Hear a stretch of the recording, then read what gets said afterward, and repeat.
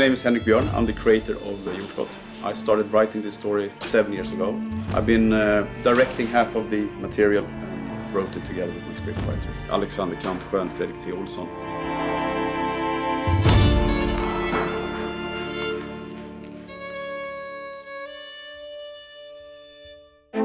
Well, I've been working with commercials for many years, and I had a dream, like I think many commercial directors, that I wanted to do something in drama. And as the year went by, I started to understand that nobody would sort of give me these scripts just out of the blue, so I had to do something myself.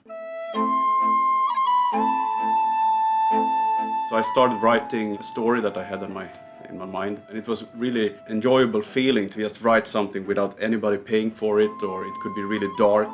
It was just for myself. And actually in the beginning I didn't know if this was going to be a feature film or a TV series or even a book.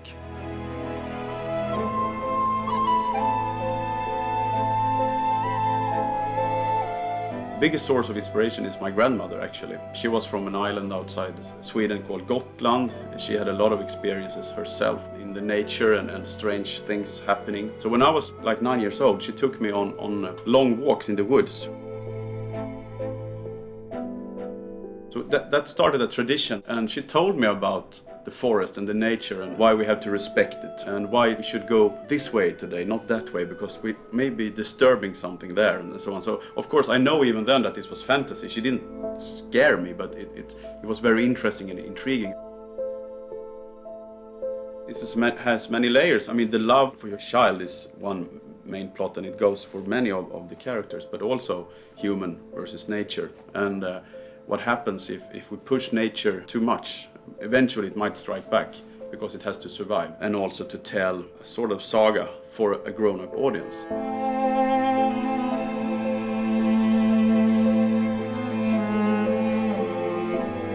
I've always been fascinated with the Swedish folklore. We have such a rich folklore, and I've always been dumbfounded by the fact that we haven't used it that much in movies or TV shows. So that was the main thing that attracted me at first when Henrik Björn pitched that idea, because I was like, yeah, okay, now we have the chance to really take it out in the open again. Oh my god, vad fan är det där? And also the basic premise of what are you willing to sacrifice to save the thing that you love the most. I'm really fascinated with what drives people to do seemingly evil acts from some point of moral goodness.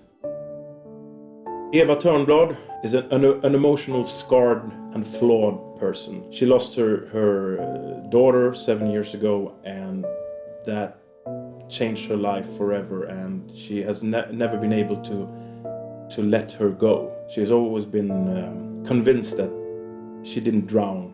Something happened to her, someone took her. Josefin!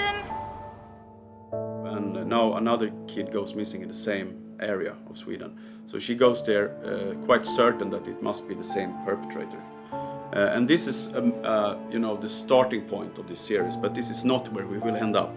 Wanted to make a story of someone who knows exactly as much as we do about the forest, which is there isn't anything in the forest. So when we started out, no supernatural sort of crime story. I would say it's a drama crime noir with a supernatural touch. Early on we were really set on not doing another Swedish crime show. Sure, we have the case of the missing children as a platform, but it's not really what the show is about.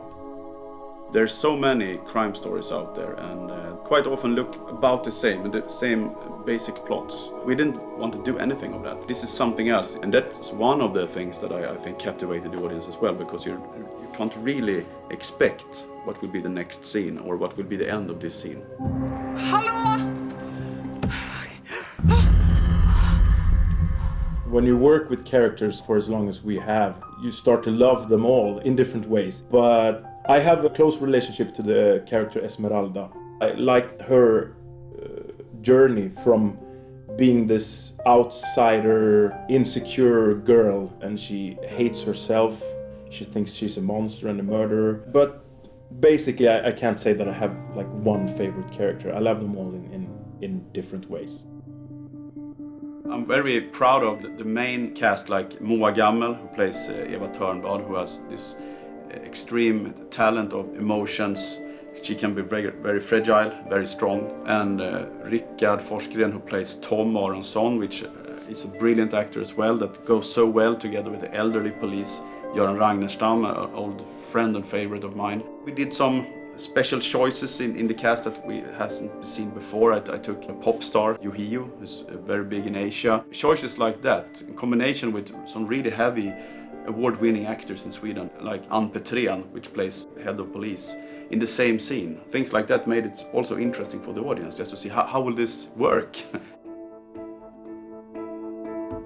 Silverhead is basically a small town somewhere up north in Sweden.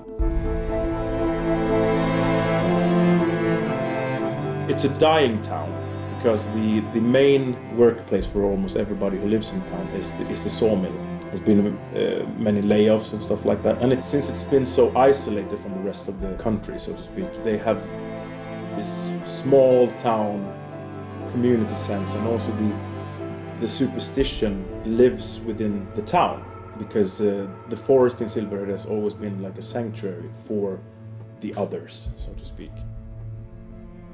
We have created a universe during these years with backstories and details which is quite unique for Swedish drama. We shot everything on location, nothing in studio, just to have this, real feel to it.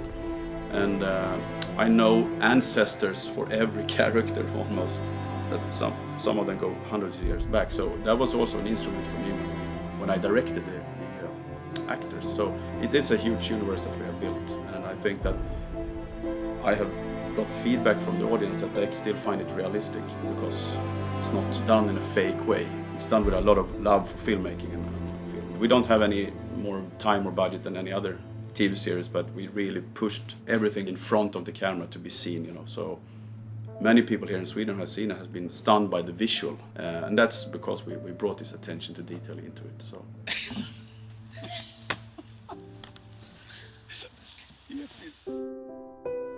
I'm so happy that the dream that I had to create something new really sort of landed at the audience as well, and they are sort of demanding more now, which I love.